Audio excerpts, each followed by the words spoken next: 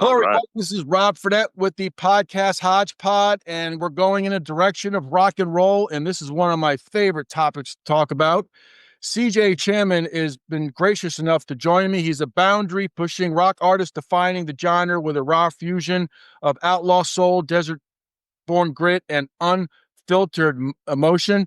And CJ, welcome to my podcast. I'm really excited to talk to you today. Thank you very much. Oh, thank you, Rob. The pleasure is all mine. Thank you for having me. I'm really excited because I love rock and roll, and I've listened to some of your songs, and I love El Diablo, which we'll talk about, and Country Boy. I love that song as well. Awesome song. All right. Very catchy. Oh, yeah. Uh, so talk about your evolution in music. Where are your roots in music? And we'll talk about all your attributes in music, and we'll talk about other stuff as well. Welcome. All right. Thank you. So, if you want to get into the roots of where I come from, they go very deep and very vast. So, I grew up in a little small country town in Arizona called Chino Valley. Both my parents are from the Midwest, and I grew up on country music.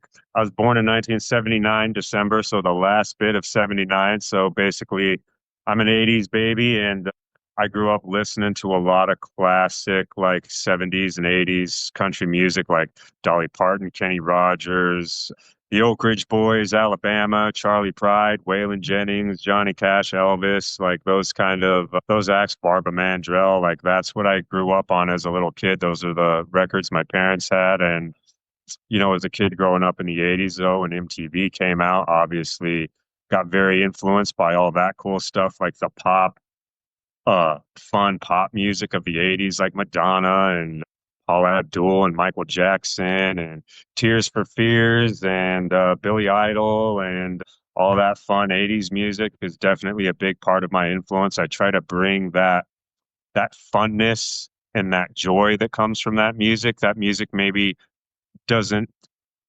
it's not pure, like, it's not Freebird or anything, but it's just joy. You know what I mean? I like to put a lot of joy and fun in my music, because if you're gonna come to one of my shows, I want you to be able to escape, and if you, at the very least, just have fun and have joy and be silly and let yourself go. So I like to bring a lot of that element as well. When I got into high school and early junior high days, I definitely got into hip hop, like Dr. Dre and Snoop Dogg, and that really hit like right at an integral part of my growing up. So being a small town white country boy kid, that stuff was very intriguing to me. And, got to watch movies like, you know, Boys in the Hood and New Jack City and, you know, Jungle Fever and all those kind of, there was a big inflection in like the early 90s of like of black culture coming in because of MTV and things like that. So I was very much influenced by that. And getting into high school, I really got into the Doors and Jimi Hendrix and like, 60s psychedelic music. And then the band that really like blew me away as a teenager, that really like just like, wow, listen to them every day, like couldn't get enough of them, was Sublime. So, and then that opened up the door to like all the cool reggae stuff that was out there, like Bob Marley and Peter Tosh, and then the ska stuff like the Specials and the Toasters and the Selector. And so, man, my musical range is literally like every color of the rainbow, every letter of the alphabet. Like I am influenced by it all, but I definitely ride on my black horse into town as a outlaw country rock and roll artist. But I bring all those other flavors with me in my backpack. That's for sure. You mentioned the 80s. I grew up in the 80s. I was in high school in the 80s, and MTV was very prevalent when it opened up in 1981 when they started broadcasting, and that really enhanced the music. And it's like now we have social media and we have music streaming, but that was like the way to advertise and really enhance songs back then. So you mentioned Billy Idol. Billy Idol, a great example. Tears for Fears, Paula Abdul. They had great songs, but it just got amplified with the videos back then. And I remember having the video world premiere every night was a video of a rock band. You mentioned the Doors. I love Alabama song. That's my favorite song from the Doors, and the Doors rock. Oh yeah, the Doors are something else altogether. That's for sure. Yeah. So I see you have some Kiss stuff on your back wall over there. I love that stuff. Yeah. Yeah, there you go. You got it. Yes, sir. And they were really awesome too. When they were out in the 70s and 80s, they were huge. Oh yeah, I love Kiss. I actually got to see their last performance in LA at the Hollywood Bowl with my daughter and my wife. And dude, it was so awesome. We were in our Uber headed to the Hollywood Bowl, super busy traffic. It was like so backed up. So we made it to the venue like right in time to like for them to scan our tickets in the gate. And like as soon as they scanned our tickets, like boom, there went the fireworks. They started up with Detroit Rock City. So we're like running to our seats with Detroit Rock City playing in the background with like chills, dude. It was like so cool, right out of a movie. That's awesome. I love Kiss too. They're a great band. And I used to love it when Gene Simmons would get up there and stick out his tongue on stage and play the guitar. Man, that was just awesome. And I don't know if you ever seen the movie back, it came out in the 80s, Kiss Meets the Phantom of the Park. Did you ever see that movie? I've seen just like the highlights, like the bits and pieces of it, but I've never watched it wholly though. Oh, it's so funny. It's so funny. They have like these doubles that are evil versus them. It's pretty cool. I have to go back and watch it. It was pretty funny. It was awesome.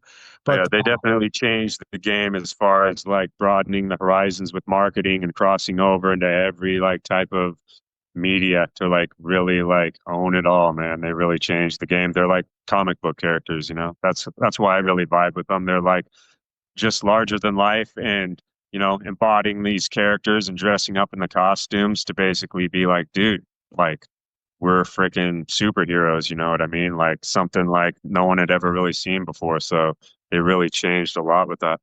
yeah, they're really they were. I remember when they came up in the early '70s and listening to them, and I remember they had lunch boxes, the Kiss Army lunch boxes, and they had all kinds of material marketing. They hit it right because they can market it, and they capitalized on it big time. Talk about your music. You've just come out with an album, El Diablo de Ocho, The Devil of Eight. And that first song that I just listened to before, El Diablo, is pretty awesome. And talk about that if you would, because the video is pretty awesome as well. Oh, thank you for that. Yeah, we had a really great time shooting that video as well. So that song is actually a very personal song. A dear friend of mine who was actually my brother-in-law passed away a couple years ago due to addiction, and it was he died unexpectedly, so it was very tragic. And his nickname was El Diablo. He was very much into like gothic stuff, old school horror movies, like The Misfits, dark metal, like Fulci films, like very much into the dark arts. He was very intelligent. He loved reading books. He had basically every book on the occult that existed. So another buddy of mine one day just started calling him El Diablo. And he was a guy who struggled with addiction and a little bit of what would be described as, I guess, mental illness, but basically just, his place in this world, he didn't really fit in and he wasn't meant to be here long and he struggled. So it was hard to be around him sometimes, but he was someone that was very important to me. And, so he was El Diablo. And when he passed away, one of the ways that I was able to, I wanted to really honor him. He had kind of a lonely life his last couple years of his life, and he wasn't someone that was on social media or had a lot of friends or did a ton of stuff. Like he was pretty much stayed at home with his cat and had some bearded dragon lizards and stuff, and just was very much just on his own. And I felt like his life was sort of wasted and kind of tragic. And I wanted to do something really special for him to honor him. And so I wanted to write a song about him. And then as soon as I had the idea, it just came to me. I probably wrote that song in 20 minutes. And a few months later, took it to my producer and we put it all together and made that song. So the song is definitely metaphoric and poetic about his life. And just also like, finding it's also about me. It's coming from me and just like, how you want to call out to this El Diablo. Like, is it the devil? Is it God? Is it yourself? I don't know. Like, so it's a song that's definitely up for interpretation, but yeah, it's about one of my best friends that passed away, and he was really into Danzig and like Typo Negative and the Misfits and stuff like that. And I kind of wanted to make a song in that style so that he would like the song. You know what I mean? I loved it. I love the whole song. The video was awesome as well. How long did it take you to shoot the video? Because that's a pretty elaborate video. Yeah, man, we knocked it out. We started probably at 9 in the morning, and we were done by like 3, 4 in the afternoon. So we just like boom, shot it super quick. We didn't really think about anything. We had the locations picked out. We had an indoor studio with some cool lights and smoke and stuff like that. So we hit that stuff up. Then we cruised out to the desert to film those outdoor scenes at the abandoned cement factory. And when I shoot a music video, I don't, I might have a basic idea, the structure in my mind, but I like to just let it happen naturally and organically. Once the camera starts rolling, I want it to sort of take on a life of its own, and that's exactly what it did. So what you see is basically just like all on the fly. Nothing was really planned. So Yeah, I like to work like that. your your your presence on that video is pretty awesome, and the song is really a catchy song. So the way you did it is really awesome, paying homage to your friends. So that's awesome. Um, Thank you. what about like you the decades 70s, 80s, and 90s? What do you pull from like country as well? Because you have a song called Country Boy, and that's got a little rock and roll to me and a little country in it. So it's got a mix of those two. That's a great song as well. Oh yeah, and dude, that's one of my. I probably wrote that song like 10 years ago, and it's kind of more like a demo. So eventually, I'm gonna re-record that and put all sorts of fun bells and whistles on it. But yeah, like it's one of my favorite songs I've ever written, and I guess to me, it kind of reminds me of like like Leonard Skinner or something like that because it's pretty rocking, or like Charlie Daniels. It's like Mhm. it's definitely country, but it's got a lot of attitude and it's got that rock attitude with it. So definitely that kind of stuff really gets my blood pumping. So, like you mentioned, some other genres. Do you pull something from different groups or different sounds or something like that when you think about a song? Do you get some influences maybe from a country song, a rock song, or even maybe hip hop that you would do on your any of your upcoming songs, or when you think about writing a song? It's funny because when I go to write a song, I never go out of my way to write something specific unless I'm with a songwriting partner. Like if I'm with a guitarist and he's coming up with a lick, I'll just be inspired by that lick. So if that lick reminds me of something, then I'll just go with it. But if I write something off the top of my head, like a cappella style, which is like how I wrote El Diablo, like I already hear, like I don't play an instrument or play guitar or any of that stuff. So if I write a song, it's all in my head and then I interpret it to the musicians. And with the Country Boy song, it was a lick that one of my friends, one of my songwriting partners, Tommy Kai, was just working on it. And that's just like, I was like, boom, just keep playing that. And then, and then it just comes to me, man. I don't like in that way, I would say that I'm, sort of like a conjure or a medium for I think that there is the song already exists and I'm just like the medium that's going to bring it into existence. And so it just comes to me and I write it down and it always happens very fast and I don't try to overthink it or like get too intricate with it or be like I need some time away, take my little book and go off into the on a hike to like try to figure stuff out. It just kind of comes to me instantly. I've had musicians and artists on my podcast, and I've always asked them like, if you're driving down the road, you got your phone with you, and you hear something or like a lyric or maybe a sound, you go on your phone and record it so you don't forget it. Yeah, I do that all the time. And I spend a lot of time driving. Like my truck is like my office. So anytime I'm out running errands or taking my daughter somewhere or doing whatever I got to do, like one of my producers lives in LA and I live in Vegas. So made a lot of trips to LA in the truck. And yeah, dude, I've recorded tons of like, oh, dude, you can get on there and like put it on video so I don't forget it. And like, that's probably my favorite thing about phones these days is that you just have a miniature recording device on you at all times so that you can put those ideas down. So what was it like when you actually like you played music as when you were young and then you get that first contract? What's that like when you got that first contract and you're recording your first songs or your first album? What's that like? I'm always liking the process from when you start and when people finish to where they're at and they're never always achieving, but what's that like? I love the grind of the everyday process. Yeah, so it's been a long road for me. Like I've been doing this for about over 20 years. So when I first started out, it was just with my buddies from high school, like house parties. Like we had like a party house. We all, when we got out of high school, we all moved in together and all my buddies in high school were in a punk rock band and I hadn't like expressed myself that way yet. So basically once we all moved in together and everyone had jobs and their life going on, So we just had, a full band set up like right in the living room.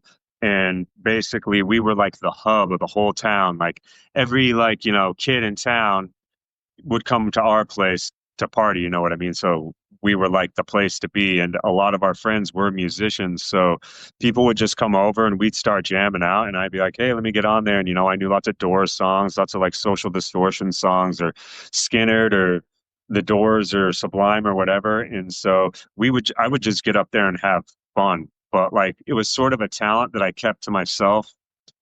But once I started like showing people like, dude, you're really good, or dude, you can sound just like Jim Morrison, or you can sound just like Sublime, like you need to really start a band. And it sort of made my other friends jealous because I was kind of taken like, I don't know, I guess they kind of were offended that I went from being like kind of like their roadie and like their hype man who was really supporting Mhm. them to kind of, getting in there and showing my thing. And I think that's initially why I kind of like stayed away from it because I really kind of was always the guy that people would get jealous of whenever I tried to do anything. So I held myself back a lot early in life. I was like a sensitive kid who grew up like very meek and sensitive. So it took me a while to really come into my own and be able to express myself with confidence and not give a fuck what people think about me, you know what I mean? So it all started just house parties and just jamming out with my buddies. And then I moved from that little town into Phoenix.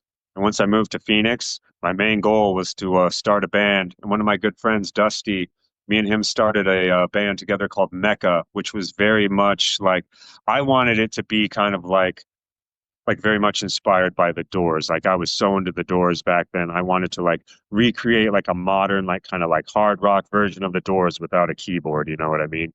And he wanted to kind of create like a no FX like kind of punk band. So the people that we all had with us were kind of like a mishmash group of like everybody with kind of a different idea of what we wanted to be. Mhm. So we lasted a couple years and we actually made some really cool music, but just being real young and inexperienced and full of egos and just being young and immature, we weren't able to stick together and make it last and like compromise enough to like stick with it. So I moved on from them and I joined a pre-existing band called Von Zealous, and they were very much on the rise. They had a professional producer who actually had produced some of the weird 90s albums with Kiss, and he produced some stuff with Megadeth, like some of the dudes from Megadeth Hmm. lived in the Phoenix Scottsdale area where I lived. So they had worked with this producer before and they had gone through multiple lead singers, couldn't really find the right guy.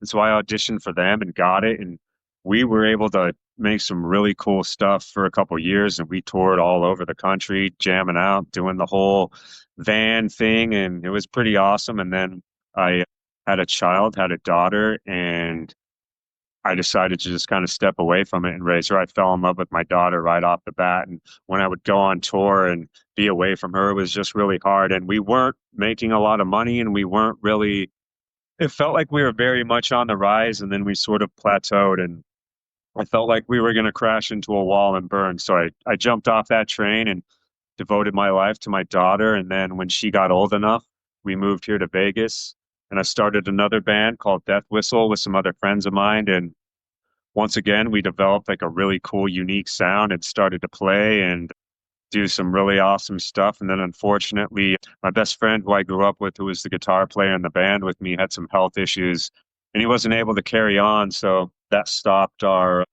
progress that we had dead in the tracks. And so after that, there was a period of a couple years where honestly I was in a pretty deep, dark depression and kind of just had given up on that part of my life. And was like, yeah, I'm probably just not gonna ever live out this rock and roll star dream of mine. I think it's kind of over. So it happens to the best of us. And then, but at the end of the day, there's this little thing inside of me that was just never gonna let me quit.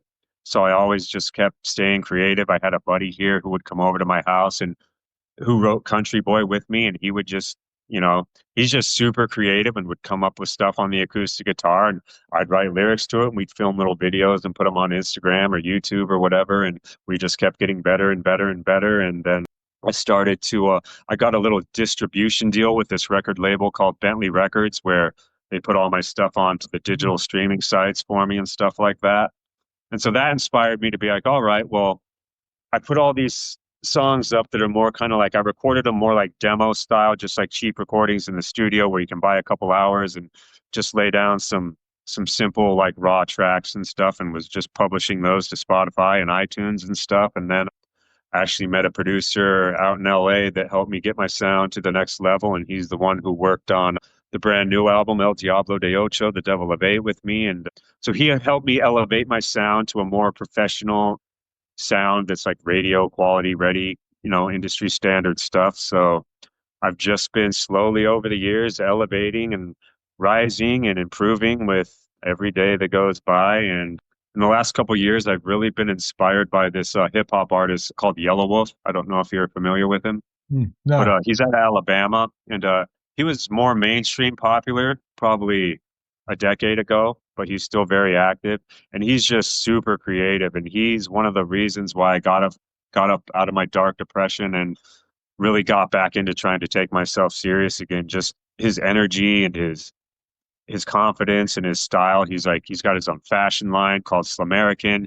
Met him a couple times. I've been backstage at some of his shows, and he's like a tattooed up like hip hop rock and roll Elvis, man, for sure. He's got swag like I've never seen before, and a style and an energy that I've never seen before. And even though he's a hip hop artist, he's very much like a rock star. His fashion sense, leather jackets, like cowboy hats, like tattoos, like he's been a big influence on me. He helped me really want to express myself and not give a fuck what people think about me. Like I said, I've kind of always held myself back, and he's one of the influences that helped me be like, dude, I'm ready to like full on embody who I really am and just like walk the walk and talk the talk. So I have to give props to Yellow Wolf for being one of my big, more recent influences. So what's it like when you get ready for a show? I always like to ask to the artists, you have to, sound checks are very important, but you got to get acclimated with the venue you're playing at just to get a feel for what it's like. So what's that like getting ready for a show? Well, I'm pretty usually calm the day of a show. I usually won't eat anything before a show, just drink water, and I'll drink lots of hot tea, like chamomile tea with honey to Yeah. get the voice warmed up, and I'll do my vocal exercises, and I just try to keep my mind clear, try to be kind of in a meditative state. I don't try to let myself get too hyped out and like it's not like before a fight or a football game we're like, yeah, let's do this. I try to stay like pretty even keeled. And then once I walk on stage, something just comes over me, and then it just begins, and then it's over in a flash. But I definitely, you know, feed off of the crowd and that energy. I consider myself to be, like I said, a spiritual medium. That's why I call myself C.J. Shaman. Very in touch with whatever's beyond the veil, with the spirit world. That's where I gain all of my. That's where this gift, this dream comes from. Is from wanting to fulfill a purpose that I feel is my purpose. We all have a purpose from God. I believe in God, and I believe God has a purpose for me where He wants me to use my music to awaken people that there really is a God and there is spirit, and that it's not a religious thing and it's not a judgmental thing. It's just that I think people are lost and they're kind of looking for something, and everything they're looking for is inside of them. And I just want to show them that it's there, and tell my story of where I've been and where I come from, and how, I'm 45 years old and I've been doing this since I was 20, and I should have given up 100 times 100 years ago, but here I am and I'm still doing it. And that's because of God. And He saved my life on more than one occasion. And so I owe it to Him to do whatever He wants me to do for Him. And so that's why I do this. And so when I go on stage, I want to give people like a Yeah. spiritual experience. I want them to be like blown away, like, whoa, dude. So I give it all. Like I, I try to kill myself on stage, like in a good way. I try to give it all. Whatever's in me, I try to put it all out there. You know what I mean? Yeah, and the El Diablo video was you gave it all in that video because that's just like it's the energetic video, and it was tremendous. You mentioned Elvis before. I live in Memphis, Tennessee, so Elvis is big here in Memphis Oh with yeah, the king. Graceland, the King, and then you got great Stax Records here as well, which is a great place to go visit. But I always remember the story. Elvis played before he started. He got big On September 9th, 1954, he agreed to play at an opening of a shopping center here in Memphis on Lamar Avenue, and they had to make a makeshift stage for him to perform. So this is way before he made it big, and the street was lined up. It was packed with people because the word had gotten out about him. So it's just like little history things like that here in Memphis. I just like looking at where did Elvis go, where did he drive, that type of thing. So very. And I'm sure Go ahead. you've been to Graceland several times, I'm sure, at I've least been, I've once. been, I've been a couple of times, yes, and I'll sometimes my wife and I will just drive by just to drive by it. But his like the arcade restaurant here in Memphis has the booth where he used to go eat his peanut butter and banana sandwich. It's marked there where he ate his sandwich. So just little things like that. It's pretty awesome. So, but But yeah, yeah, he's so, definitely the king. He's what we all strive to be, that's for sure. yeah, he had a meteoric rise. I mean, amazing how much he rose. He was just he was incredible for that time in history. Truly, truly tremendous. So you mentioned the Doors too. The Doors, I always wonder what would happen if Jim Morrison were still alive, what kind of music they were recording. But his music, he has a lot of different ranges in his songs. Like it's just like Light My Fire, Roadhouse Blues, Love Me Two Times, Break On Through. He has a different range. He was an awesome frontman.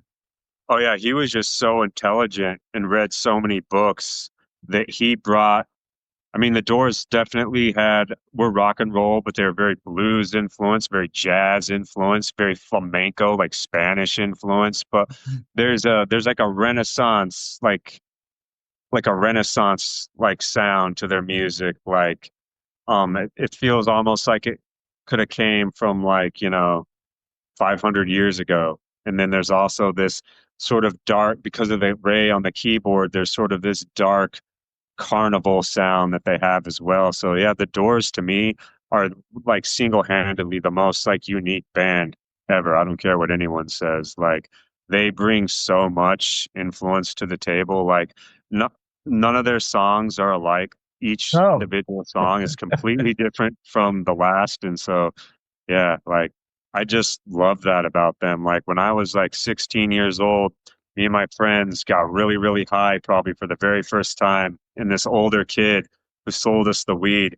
gave us a Doors CD, and he's like, "You guys should listen to this when you guys get really high." We're like, "Okay," and I already knew who they were and everything, but never really, took the time to check them out. So, we got really high later on into the night. We put that on, and I remember just being like, holy shit.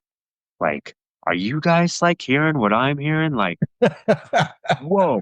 And especially like I probably listened to Riders on the Storm like 6 times in a row just to be like, dude, I can't believe this exists and I've never freaking heard of it. And then the end is probably one of my all-time favorite songs. Just like it's like this whole novel of a song from beginning to end. And it's so intense and chaotic and like passionate. Like it's like a Greek tragedy of a song. And like I never heard any other band do anything like that before. Basically like a poem or a play. Like this yeah. song is like it's like a play, you know what I mean?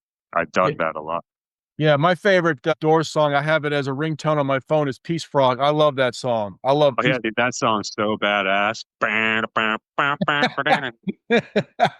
Every time I got it blasting on my iPhone, it's at the highest level, and I'll be at work sometimes, and my phone will go off, and I got to shut it off. I got to mute it because I say that's the Doors, Peace Frog. They don't know who the Doors or Peace Frog is. So, but yeah, but you mentioned the end and Riders on the Storm. Like you said, not one song is the same from the Doors. I mean, they're totally different. I mean, they have the rock songs, they have the fast songs, but these are songs that really are like not lethargic, but they're very, I don't know, they make you, I don't know, just very mellow. Oh yeah. They're like you gotta sit back and like take it in. It like reminds me of like acid or psychedelics or mushrooms or peyote or whatever you want to refer it to, but like in the form of music, like it's meant to go along with taking you on a trip, taking you out of the physical that you see and taking you somewhere else inside of yourself. So what's like a normal day for you? Like, are you in the recording studio a lot, or do you take time off, or how do you manage your time in the recording studio? And it's not a job if you love it, right? Oh yeah, like being in the studio is probably, or besides playing live and feeding off the crowd and that adrenaline that's like, better than sex, but being in the studio is probably overall the funnest part because you just get to be creative and you get to like create the song. Like the funnest part for me is being in the studio and like listening to the track. Like, say I've already laid down my vocals and we're building the song, and I'll just hear different counter melodies in my head that I'll like to go to the producer and be like, hey, grab the guitar and play this. And then he'll do it. And then it's exactly what it was supposed to be. And I'm just like, yes, I know what I'm doing. Like, it's very fulfilling because most of my ideas I ever have in the studio turn out to be like genius, in my opinion. So that kind of feeling of being like, and that it's just coming from nowhere, from out of my head, is just like a really fun experience and very satisfying, I guess you would say. And as far as how I like manage my time, like, I'm besides, you know, this passion for making music that I have, I'm also a dad, and my daughter's a teenager and she's a very prolific martial artist. And so she is doing a lot of stuff in that area that I have to like make sure she gets to and support her in that. And then we got a lot of pets, and our our lifestyle at home is almost kind of like a circus that's hard to explain. So I definitely is sometimes it can be hard to find the time to practice my craft and to be creative, but I look at it as a challenge. I'm an athlete. I grew up an athlete. I grew up a jock, and being inspired by athletes like Michael Jordan and John Elway. Like I grew up in the '80s and the '90s, so to me, that's like the peak of like legendary athletes like Michael Jordan. It doesn't get any better than Michael Jordan, and I was very much inspired by him. And as a musician, I try to be like an athlete as a musician. Like I try to tackle challenges head on. Like I keep myself in really good shape. I try to tackle everything like a warrior or a soldier or an athlete. So if I have a bunch of shit to do, it's gonna like kind of make it hard for me to have a moment to practice my voice or to write a song. I just got to make myself be able to do it. You know what I mean? There's no crying, there's no pouting about it. I just got to make it happen. So definitely being inspired by, alpha males and athletes as a kid helps me to fight through some of that adversity that can make it hard for me sometimes. But yeah, I mean, I can find inspiration, like I said, just driving in my truck or just sitting in a chair, like watching my pets outside, making sure they don't run off or whatever. I'll be practicing a song or warming up my voice or doing something on my phone, like while I'm doing 10 other things, while I'm cooking dinner, while I'm doing the dishes. So I really got to multitask and do things on the fly. At this point in my life, I don't have a lot of just like, oh, I'm in my sanctuary and working on my craft. Like that doesn't exist for me. Like I got to do it on the fly. So. Yeah, mentioned you have to be fit. Being on stage is a workout. So you actually, you said you're an athlete. I work out as well. Working out's important because you need to have that stamina on stage. Absolutely. And I'm 45, so all these young bucks out there are 20 years younger than me. Like I got to keep up with them, but also want to outdo them. So I try to keep myself in top physical form. And, I don't do drugs. I don't drink. Like I smoke a little cannabis at night, but I try to be sober. But dude, I used to drink all the time and I used to smoke weed all day long. But as I've gotten older, to do what I do and to keep it together and to have my voice be as good as I want it to be and my mind as clear as I want it to be, I gotta like leave all that behind. And once you leave it all behind, you realize that you never needed it in the first place, and that just being a sober person, like, doesn't mean you have to be, you know, not fun to be around. And I'm not someone who's preachy. It's like, dude, everyone I know drinks a ton and smokes a lot of weed or does whatever, and I don't judge them. And I don't be like, oh, I can't be around you if you're going to be doing that. I just let everybody be themselves and do their thing. And I just don't need it. I can be the life of the party and be stone cold sober. So, and that gives me a lot of confidence too, to know that like, I'm never going to get drunk and do something that I regret or act out of sorts, because I just don't do that. With me, what you see is what you get no matter what. So that's helped me define who I want to be as a person, and is this rock star persona as well, to be an influence to younger people, to be like, hey, look how cool I am and I don't drink or do any of that shit. You don't have to either if you don't want to, you know what I mean? Yeah, I gave up drinking 25 years ago. I don't miss it. It's more expensive now to drink, so I really don't miss it. And in November, I'll be 20 years smoke free. I thought I had a heart attack 20 years ago and I gave up smoking cigarettes. So it's, you take care of your body will take care of you. And yeah, I can't believe how alcohol has increased in price over the years.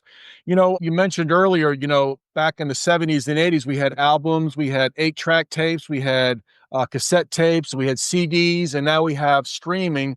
The technology really, I mean, I can listen to your music, anybody at the tip of my fingers. And that's probably what's really great for you because you're getting, obviously streams and people finding your music.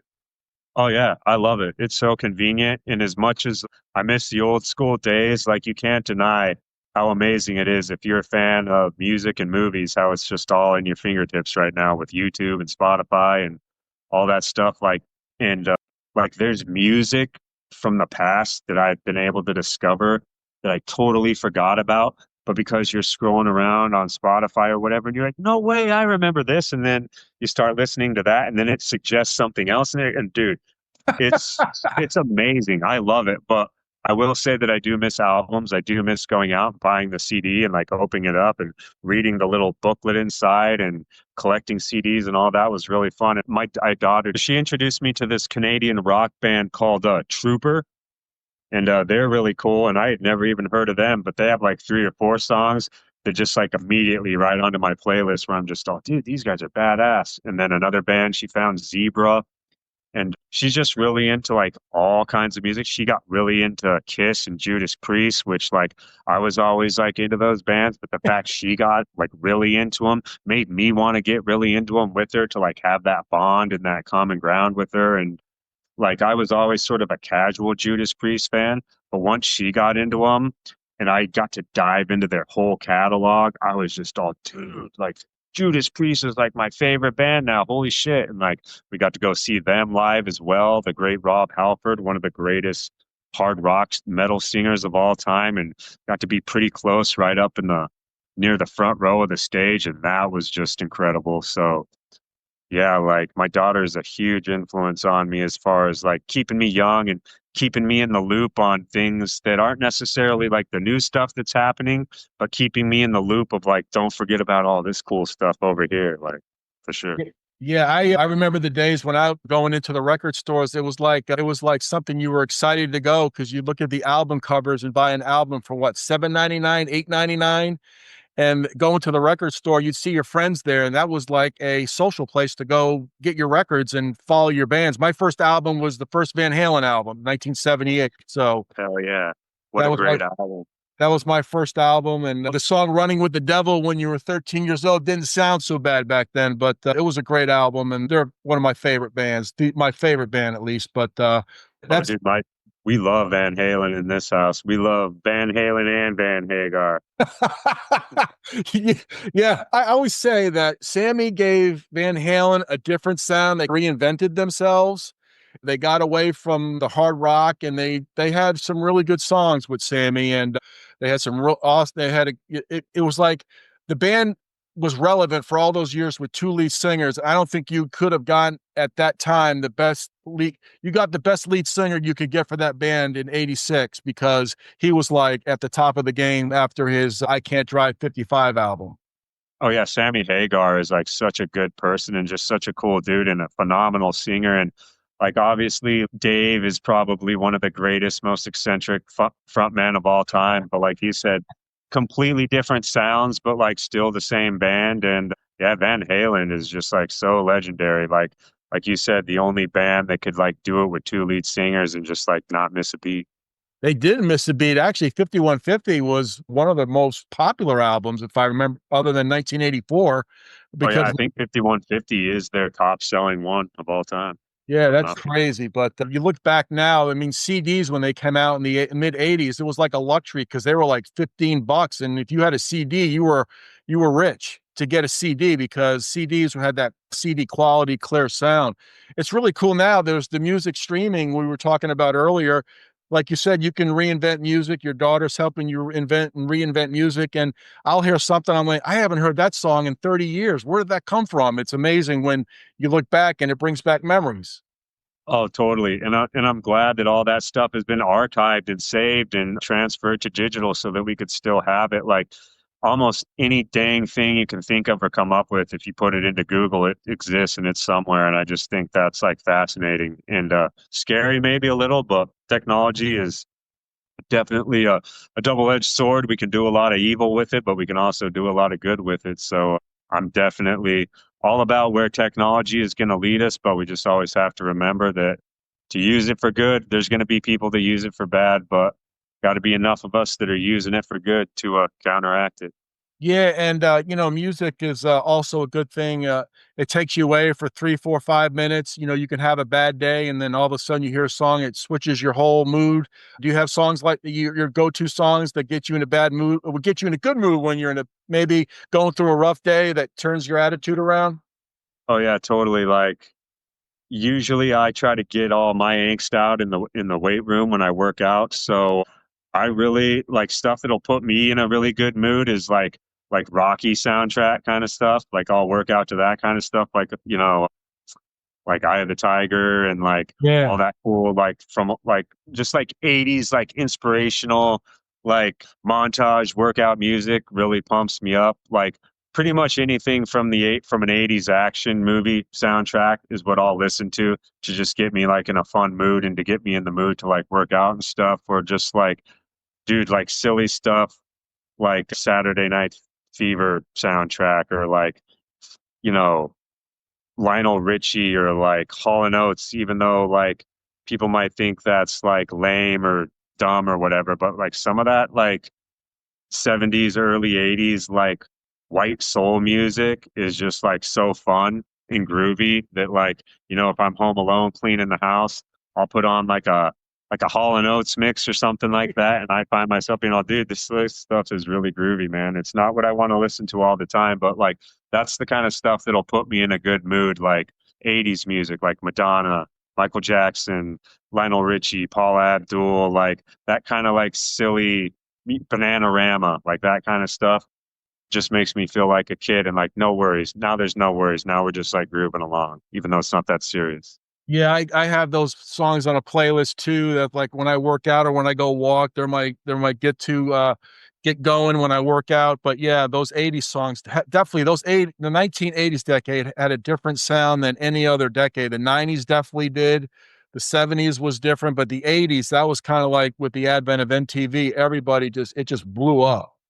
Oh yeah, it's funny too how like obviously I kind of forgot to mention, but like Nirvana was definitely I would say a big influence on me. Like I got into Nirvana and Pearl Jam and like Stone Temple Pilots when that whole grunge thing hit. I was definitely into that for a bit, but when like got a little older into high school and like Sublime kind of like made me like take Nirvana and all that stuff and just be like, screw that stuff. Like I'm tired of like being depressed and moping around and being all dark. Like this stuff is fun and opening up something completely different in me. And it's funny because it's like the grunge movement is what kind of kicked the 80s like hair metal fun rock Yes. stuff like out the door and Yep. replaced it with like, this grunge type thing. But now, in my opinion, from what I gather, is that music obviously is still around and people still listen to it, but people have really gone back to valuing the 80s like rock bands. Be like, dude, like we didn't know how good we had it. Like we thought that shit was like gone after grunge like kind of kicked it out the door, but like wow, like that was really cool, and like I think we didn't appreciate it as much as we should have while it was there. So I think it's made like, my daughter listens to all that stuff, but she has never once popped on a grunge album to like be like, yeah, this stuff has really stood the test of time and I want to revisit that. It's like, not to knock that stuff, but there's something to be said about the music from the 80s that, it had its time and then we moved on. But now that we live in this era, I feel like in this era that we live in, you can almost go back to any era and everything is cool now. Like we've I feel like we've done almost everything that there is to do, and now everyone's free to just dress how you want to dress, listen to whatever you want to listen to from whatever era of existence, because it's just all there like in a library now. So it's kind Yeah, of interesting. yeah, grunge was good, and I've always said as well, like Nirvana's unplugged show they did, it was the best unplugged ever done out of all, in my opinion. Just tremendous. And my favorite song off that was Lake of Fire. Just the camera Oh edits, yeah, zoom in, the zoom out with the meat puppets. Every time I watch that, I get goosebumps because it was dude, just I got goosebumps right now. it That was that amazing. that's their best album to me is the Unplugged album. If I'm gonna listen to Nirvana, I put on the Unplugged album. It's just a beautiful masterpiece, in my opinion. Yeah, and what was the last song you heard on your playlist? I always like to ask my guests, what was the last song, if you can remember, you played on your playlist? All right, so today the last song on my playlist while I was working out was one of Billy Idol's newer songs from a couple years ago called "A Bitter Taste." Have you ever heard that one? I haven't. No, I'm so ingrained in the '80s. I'm gonna have to listen to it. So yeah, he put out a new album a few years ago, and there's the best song off it was this song called "A Bitter Taste," and it's sort of like him. Are you familiar with years ago when he got in a really bad motorcycle Yes. accident? So Yes. it basically kind of tells that story of just kind of like, all the hard life that he had been through and how he almost died and he could have died several times and just like sort of like it's kind of like a dark, gritty. It kind of has like it's kind of like my vibe. Like if you listen to El Diablo, it's sort of like that tone. It's like a groovy, dark, like modern Western kind of like out in the desert on your motorcycle kind of song. So that was the last song I listened to today. That's awesome. That's awesome. My last song I heard was Texarkana by REM off their Out of Time album from what, 1991, 92. So, Oh, dude, REM doesn't get. Let me freaking shout out REM and Michael sure, Stipe right please. now. They are amazing, dude. I love REM, and I actually like when I do vocal warm ups and stuff. Like I'll sing REM songs because I can just sing them so naturally. And people are like, oh, you should do REM songs all the time, or you should be in an REM cover band. It's like I don't know. I love Michael Stipe's voice though, and their songwriting and their songs like they don't get brought up enough nowadays. But I'm glad you brought them up. They're definitely an inspiration. I love REM. They're one of my top bands from the '80s. I just love them. So, what's on the horizon for you in the next probably month or two? You going on any shows, or what's on your docket for the next couple of months? So my label is about to roll out the marketing plan for the video that you've mentioned a couple times for El Diablo and for the whole album. Like the album came out in July, but there were some technical difficulties on their end with launching it with the proper media promotion stuff. So I had to wait a few months for that to happen. But here in the next couple weeks, I'm actually going to get a pretty top notch global media rollout plan with it that's going to promote it quite a bit. That's going to open quite a few doors for me. And then right now, in a couple weeks, I'm actually headed to Nashville for the very first time to record with Cool. a new producer. So that's like, boom, dude, I'm going to Nashville for the first time. Going to be recording in a freaking really awesome studio with producer by the name of Roger Miller Jr. He goes by Dean Miller, but his father is a legendary Nashville songwriter, and he's a very talented artist and producer himself. So that's probably the epitome of my career so far is getting to go to Nashville and work with him. And then I'm also in the studio doing some hip hop collabs that are kind of top secret right now. But as a songwriter, I'm lending my skills to a couple of soulful R&B kind of hip hop style tracks and showing my prowess and what I can do in that avenue as well, which is going to open up quite a few doors. I'm collabing with some major artists who I can't mention right now, but they're like, we're talking like super famous dudes with, Wow. bil- billions of streams. So that's very exciting for me. And I think the future is pretty bright for me, and I have a lot going on behind the scenes. But right now, you're like at the car show, and I'm about to be unveiled, but I still got the cloak on me, but it's about to come off. Good luck in Nashville because Broadway is lit at night. It is absolutely lit. I'm sure you've heard people have told you about Broadway, but it is lit at night if you go out. But But yeah, I can only imagine. Well, I live in Vegas, so yeah, yeah, yeah, it's lit. yeah, Nashville. Yeah, they call it Nashville. Sometimes it's called Nash Vegas too. So, Oh but yeah. I've really enjoyed my conversation with C.J. Shaman. He has come out with an album, his latest album, El Diablo de Ocho, The Devil of Eight. It's out. El Diablo's a great song on that. He also has another song, which I really love, Country Boy. You got to listen to it. I'll put all his links on his social media when I drop this podcast. And I'm really honored that you came on, and I hope you enjoyed it because I really enjoyed talking to you about your career and rock and roll. It was awesome. Oh, thanks, Rob. I really appreciate it, man. And so cool that you live out there in Memphis and we got some similar tastes in music.